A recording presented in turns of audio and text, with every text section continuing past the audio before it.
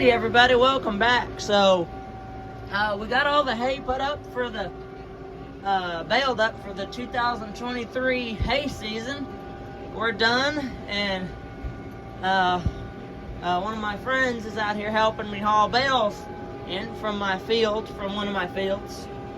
The road is a little soft, and with this particular place, you have to cross a river, or a river. It's mainly a giant creek. I'll show a video of it here in a minute.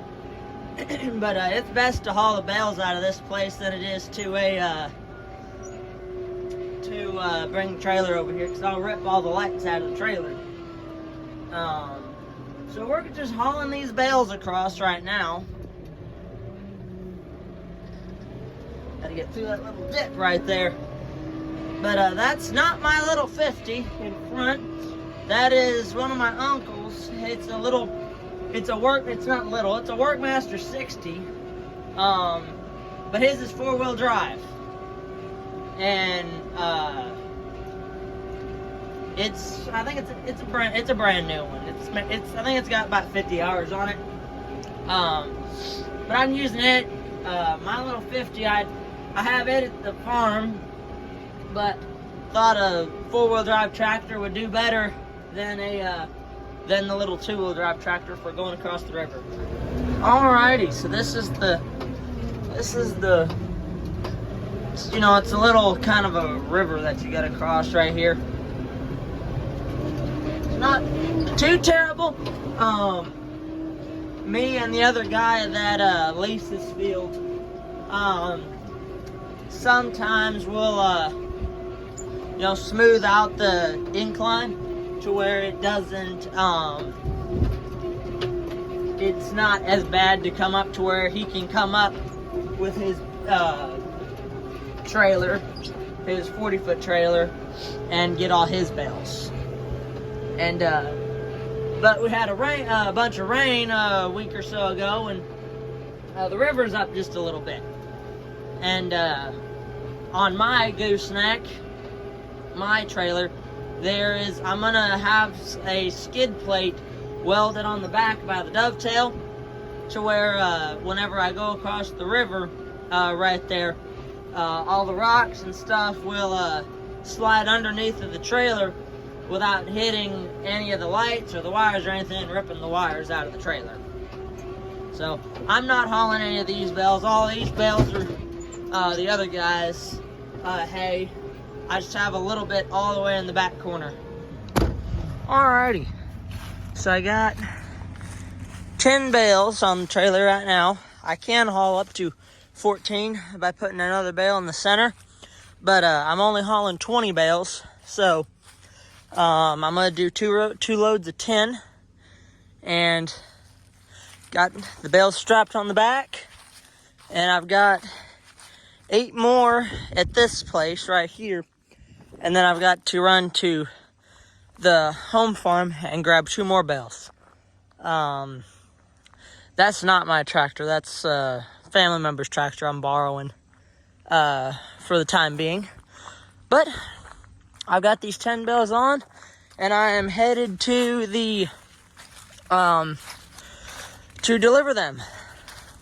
So I'll probably video a little bit more when I go get the next load. Alrighty, guys, welcome back.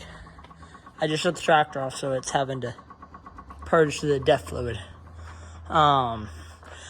So since I filmed that last video, I have since hauled that hay out, and it has been delivered, and I have both tractors here in the barn. I've got a bale on the back of that one. I don't know if you can see it or not. Yep, there's a bale on the back of the big one. 2 bales right here and 1 right here. So when we feed in the evenings, it's easier than having to go over there to the hay pen. We can just pick up a bale from right here and take it instead of grabbing it from that hay pile over there.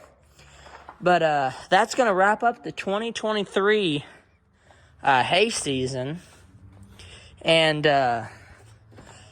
I'm going to start getting ready for 2024. I'm already kind of wanting to try to get another lease or two for next year. But I'll be back out at that place that I just did that hay this year. And some of the other places I'll probably still have. But I'm taking the baler in this winter. It's going to go into the shop. As you can see right down there, there's a missing tooth. I think I take it to my local Vermeer dealer. McElhaney Equipment is where I take the baler. And they go through it in the winter. And, you know, they go through and they check all the bearings and everything on the baler to make sure that that's good for the winter. And they'll check the drive shaft and everything else, and just, you know, go through the whole thing over the winter so it's good for the next year of cutting. So the tractors, I got to service them this winter. At some point, you're probably going to see a couple videos of me servicing the tractors. And the 50 I just got back from the shop, it had quit running in general. There is I don't know if I can show you really quick. Maybe, I don't know if I can get in there to open the hood or not. Let me see. There was a part on this thing. I believe it was some kind of a throttle body deal. Well, hold on. Maybe I can get it to open. There we go. I got it right there. So that little deal right there, that shiny silver thing, that is apparently some sort of throttle body for this tractor, and it quit working.